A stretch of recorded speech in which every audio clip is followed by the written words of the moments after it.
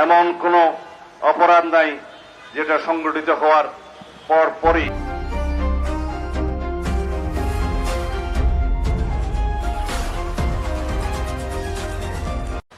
আমরা যে শৃঙ্খলা বাহিনী উত্তরাধিকার সূত্রে পেয়েছি, যে বিশৃঙ্খল পরিস্থিতিতে 24-এর ছাত্রগণ অভ্যুত্থান পরবর্তীতে যে বাংলাদেশ আমরা পেয়েছি, যে আকাশ সম উচ্চতার প্রত্যাশা জনপ্রত্যাশা আমরা পেয়েছি, আমাদের যেটা প্রত্যাশা আছে সবকিছু আমাদেরকে একই সাথে বিবেচনায় নিতে হবে। শৃঙ্খলা বাহিনীর আধুনিকায়ন, মনোবল বৃদ্ধি করা, তাদেরকে জনগণের সেবক হিসাবে কাজ করতে অনুপ্রাণিত করা, এই কাজগুলো একসাথে করতে হবে, যা আমরা করে যাচ্ছি। সরকারের 6 মাস অতিবাহিত হয়েছে।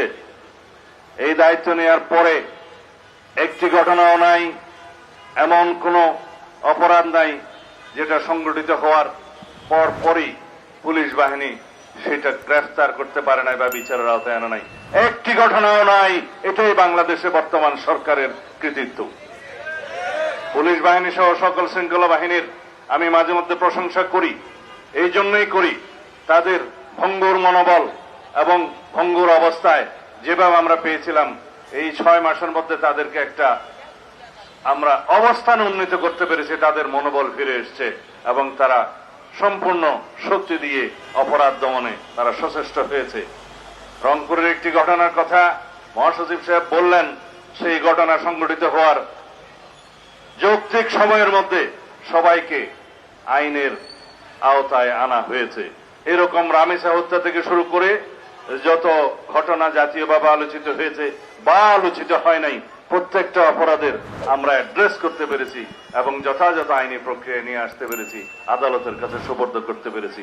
ক্ষেত্রমতে সমাজের চাহিদা অনুসারে সংক্ষিপ্ত সময়ে বিচারিক কার্য সমাপ্ত করার জন্য সহযোগিতা করেছি।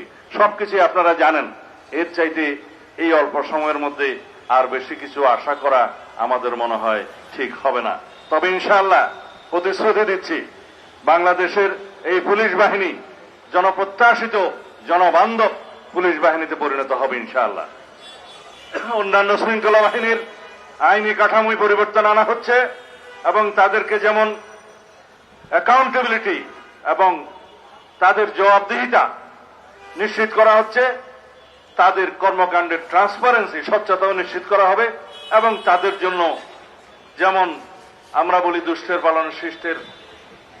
দুষ্টের দমন শিষ্টের পালন নীতি অনুসরণ করা হচ্ছে। তাদেরকে আমরা পুরস্কৃত করছি, অ্যাওয়ার্ড দিচ্ছি, সনদ দিচ্ছি, বিভিন্নভাবে পদক দেওয়া হচ্ছে ভালো কাজের জন্য, তাদের কৃতিত্বপূর্ণ কাজের জন্য।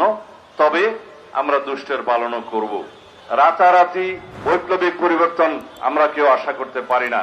ইনশাআল্লাহ আমরা আমাদের মাননীয় প্রধানমন্ত্রী, এদেশের গণমানুষের নেতা জনাব তারেক রহমানের নেতৃত্বে নির্দেশনায় আমরা আইন শৃঙ্খলা পরিস্থিতিকে একটা এমন পর্যায়ে উন্নীত করতে পারবো, ইনশাআল্লাহ জনপ্রত্যাশা পূরণ হবে। এই বাহিনী জনবান্ধব বাহিনী হিসেবে নিজেদেরকে প্রতিষ্ঠা করবে। আপনারা সবাই সহযোগিতা করবেন, অন্তত তথ্য দিয়ে সহযোগিতা দিয়ে আপনারা সকল বাহিনীকে সহযোগিতা করবেন। ইনশাআল্লাহ আমরা আপনাদের সাথে আছি।